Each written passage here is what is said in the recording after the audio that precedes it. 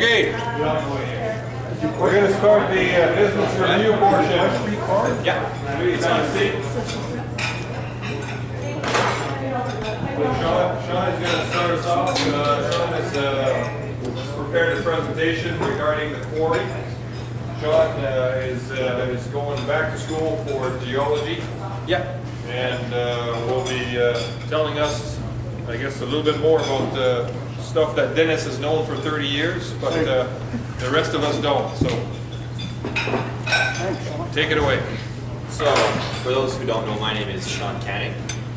And on the right here, you have a little bit of my characteristics. So, I'm an intern from Quebec.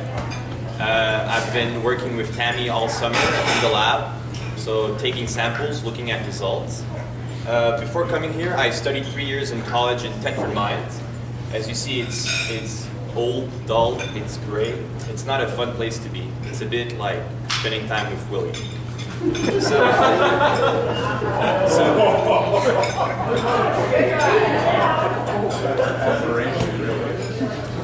I guess he's not coming back next summer. Yeah, I'm not coming back next summer, so I can say all I want. But yeah, it was great for the people, but the place itself wasn't that great. So now I'm going back to Quebec, my hometown. I'm going to study and get a bachelor's in geology, and then hopefully I can maybe come back here, work in the quarry as a geologist, etc. So when I was here, I had time to spend at the quarry. And this is why I'm going to do my presentation on the quarry, because I thought there was a lot of interesting information and a lot of stuff I learned that I think not everyone at the plant knows. So I think it's important to share that. So I'll be talking a bit about how our quarry was formed, the formation of our quarry, because I think it's important to know about the origins, where our stone actually comes. Then I'm going to talk about what goes on at the quarry, excluding some details about Stanley, so that he doesn't get in trouble. And then I'll talk about step to step what happens from the quarry and then how our product goes to being the final product at the plant. So first off is the crash course on plate tectonics. So there's always about the same amount of oceanic crust all over the world. Right here, it's always the same. So when new oceanic crust is created, it needs to be destroyed somewhere else. So the rifts here are where magma comes out and creates the newer oceanic crust. And this here, the subduction zones, is where the oceanic crust, which is a lot heavier than continental crust, dives deep under and then breaks and melts. And this new arrival of magma usually causes a lot of volcanic activity, which is why Japan here is a perfect example, where you see the subduction zones here on Google Earth. These are all like full of volcanic activities and volcanic islands.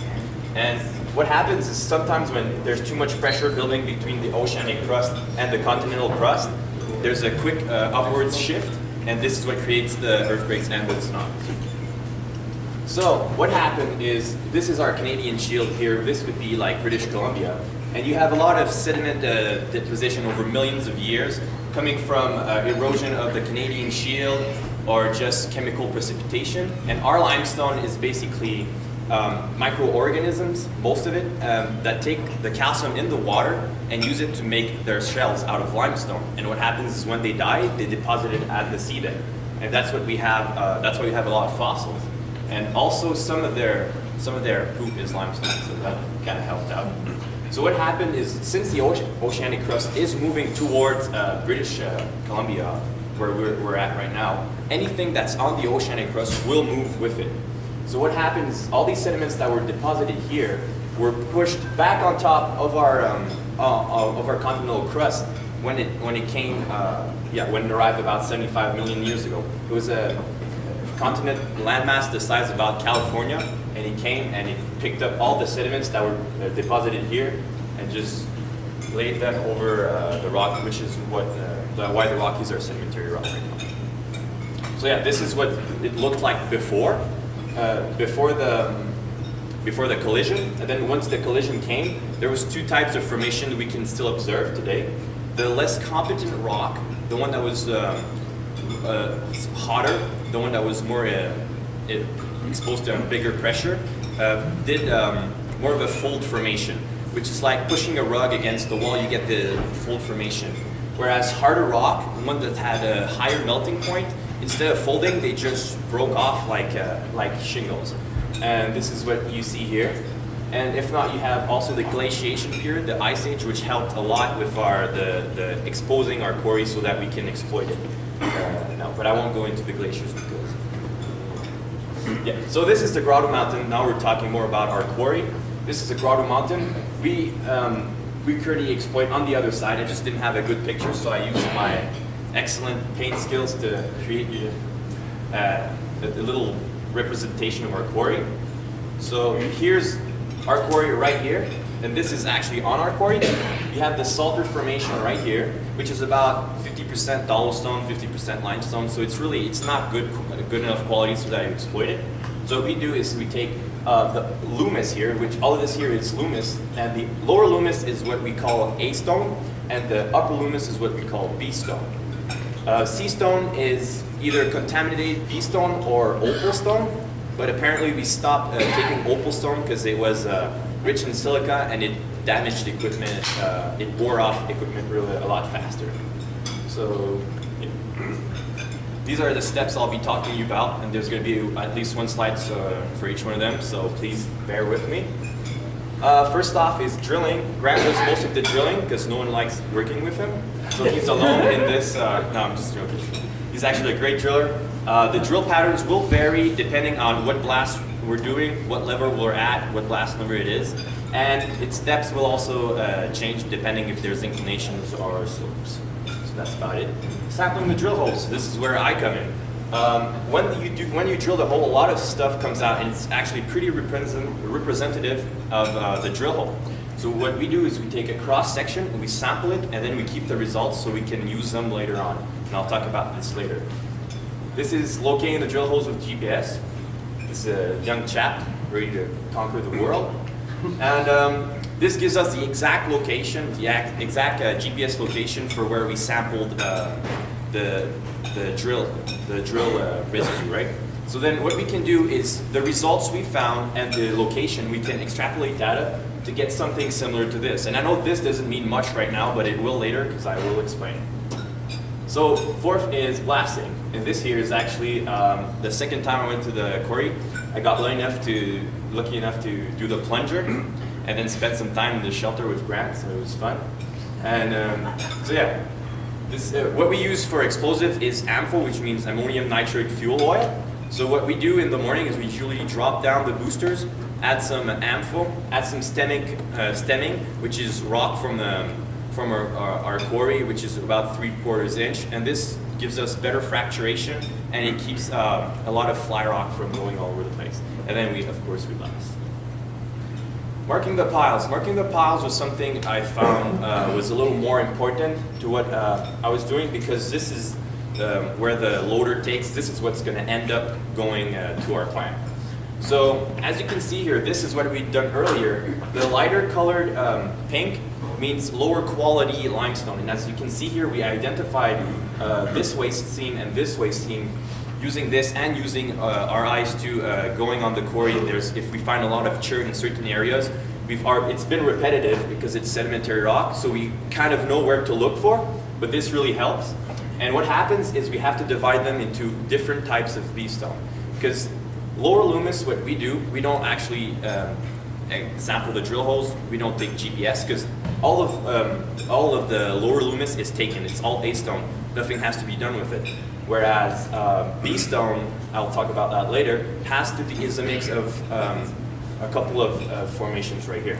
So what we do is we separate them using these, and then we get waste seams B1, waste seam B3, B4. And the loader usually comes in this way so he can get a whole layer, but in this case he'll have to start off here and then move forward.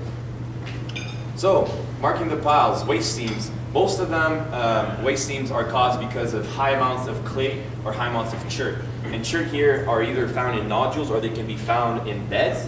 So these are beds of chert, and this here is actually lower Loomis limestone. So it's really good line, but it has a lot of chert in it, so we have to put that in the waste seam. So we're losing a lot of product, and that's why the ore sorter is something we really want, because then we can get more product actually. And the clay seams, which we don't find in nodules, they're usually beds.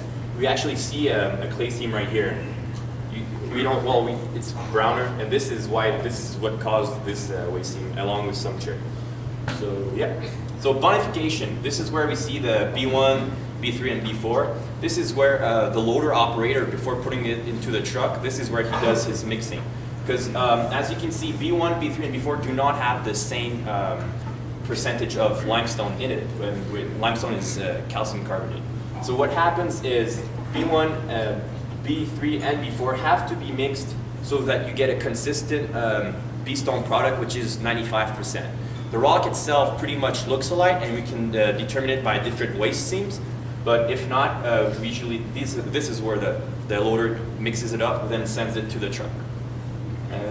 Yeah, A-stone, like I said before, is 98% limestone or even higher, so we don't even need to touch this one. That's why we don't sample this, that's why we don't GPS this, and we don't need to mark this pile. This pile is blasted and it's sent straight to the quarry. And then you have the C-stone, which is actually B-stone that's contaminated with chert, but not enough so that we throw it away, or opal. But like I said, I don't think we take opal anymore. So loading transportation is pretty straightforward. Quarry is about 11 kilometers away from the plant. We have a contract with 2 feathers right now. They're the loaders that they're the ones that go really fast on the road. And yeah, so they just load our stone, they scale in, and then they just drop it at the crusher right away. Crushing the product. So the quarry stone goes straight to the crusher. And then the A stone and B stone is what's used for lime grade. This is what you're going to find in the kilns. And they have to be between 2 inch and 3/4 of an inch because that's their optimal size for cooking. What happens if it's too big, the outer layer will become lime, but the core will stay limestone, and that's not what we want. It reduces the quality drastically. And if it's too small, dust, well then you get a lot of overcooked lime. Then all B stone that was too fine, so that was smaller than 3/4 of an inch, ended up at the calcium plant. And the C stone goes straight to the calcium plant as well, where it's going to be milled to its appropriate size. And then here's the little schedule, so you guys can know like a bit what's going on at the crusher. Monday is usually A stone that's being crushed. Tuesday, half the day is B stone, half C stone. Then Wednesday, A stone. Thursday, half B stone, C stone. And then Friday is A stone. And Saturday, Sunday, it doesn't usually run, but what can happen if there's, let's say, a stone lying around, they may run A stone or B stone or like stuff they can find. So this is like pretty much a diagram of what I just said. The A to B stone go to the crusher, and B stone that's between 2 inch and 3.5 inch goes straight to the kiln, the lime plant, and then the rest, A, B stone that is smaller than 3 inch or C stone goes to the PLS. And finally, the final products is, one of our final products is lime products. So once again, it's a mixture of A stone and B stone. It's supposed to be 65% A stone, 35% B stone. But rumor has it that the operators prefer running a lot higher A stone because it's less harder to control the quality. So this is actually what happens. The limestone exposed to the heat, a lot of heat, creates calcium oxide and CO2. So the CO2 is released, and what you get is a lime product. And what we do afterwards for the hydrate is we just add water to it, which gives us calcium dihydrate, and it releases heat as well. So these two can go back and forth. If you cook the hydrate once again, you will release the water, and you can go back to lime. But you can't return like your lime to limestone. Anyways, so this is limestone. This is the contaminated B stone and the C stone that goes there. And then we have, it's not chemically altered. It used to be because we used to have a trouble because of the burner, but Sam fixed that problem a while ago. And now since I've been here, I haven't had trouble with the burner cooking the rocks, the finer dust into lime, so that was pretty good. And it's used in a lot of domains like mining, glass, environmental, construction, agriculture. It's used for like a lot of our shingles, a lot of our customers for shingles. We have some for agriculture, some like water treatment. It's good for water treatment. Environmentally, it's good to neutralize a lot of acidic soils or acidic water. So there's a pretty big market, and this doesn't cover even half of it. So, and these are our products, our final products. So we have poultry grit going from larger to smaller. We have poultry grit, glass rock, premix, zero grind, and 3 to 25. And yeah, that's it for my presentation. Oh yeah, Christian. Can you explain to us the ratio of raw stone going in the county? So the way you cut a line, how many tons of Pardon me? So for every ton of line, every ton of stone you put in, how much line you get out or vice versa? That's a good question. I can't answer that. Is it What is it? 2 to 1? Is it 2 to 1? One ton of rock, you got 560 kilograms of line. Almost 2 to 1. So that's 2 to 1. Almost. Pretty close. So, any more questions? All right. So that's it. Thank you. I'm not.